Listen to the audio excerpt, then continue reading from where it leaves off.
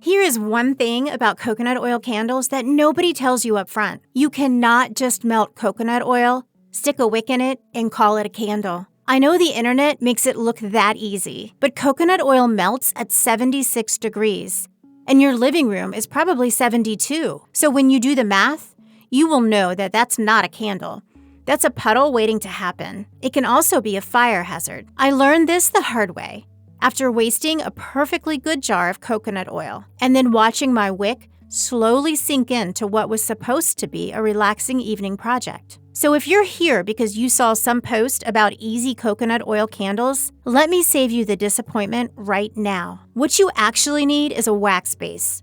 Beeswax, soy wax, whatever you prefer. The coconut oil is supposed to be an additive, not the main character. Now, the ratios vary depending on the wax you are using. For beeswax, you can go as high as 50-50 because beeswax is harder and needs more softening. But if you're using soy, keep the coconut oil lower because soy is already soft. The coconut oil is there to help distribute fragrance better, give you a cleaner burn, and add that subtle sweetness to the scent. Nothing else. Now, let me walk you through the actual process. First, make sure to prep your container and wick. Use heat-safe glass or ceramic containers. Avoid thin glass that can crack from temperature changes. Secure your wick to the bottom of the container before you pour. Don't just dangle it from a pencil and hope for the best.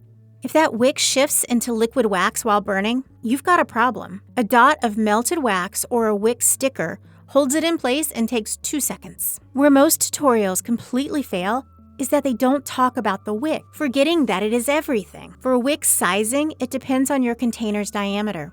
So check the manufacturer's chart or search your wax type plus wick guide for your jar size. Next, melt your wax in a double boiler. Please, do not melt wax directly over heat. That's how you start a kitchen fire. While the wax is melting, warm your jars in the oven on the lowest setting, around 120 to 150 degrees. This prevents those annoying wet spots where wax pulls away from the glass later. Once your wax is fully melted, add the coconut oil and stir until combined. Let everything cool to around 160 to 175 degrees before adding fragrance. For fragrance load, use about 6 to 10% by weight. So for that 8-ounce candle, roughly half an ounce to just under an ounce for fragrance oil. Don't just stir for 30 seconds. Let it sit for a few minutes with occasional swirls. Sounds weird, but the heat helps the fragrance actually bind with the wax. When your wax reaches 140 to 145 degrees,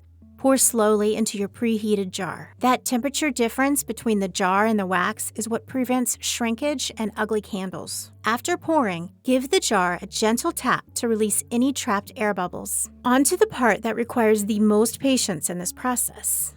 Curing. Most tutorials say 24 to 48 hours and you're good. That's technically true for burning the candle. But if you want actual scent throw, the kind that fills a room, you want to wait 2 weeks. The fragrance needs time to fully bind with the wax. I know it's annoying, but this is the difference between a candle that smells amazing in the jar and one that actually performs when you light it. When you finally light it, remember one thing: candles have memory. So for the first time you light the candle, you need to let it burn until the melt pool reaches all the way to the edges. If you blow it out early, that candle will tunnel forever because it remembers where you stopped it. So plan your first burn. A good rule is about 1 hour per inch of diameter. So for a 3-inch candle, do a 3-hour first burn. Please don't skip this. And if you did everything right, but it's still tunneling, your wick is probably too small. So size up next time. And if something else goes wrong, remember that failed batches can be remelted and tried again. Don't throw them away.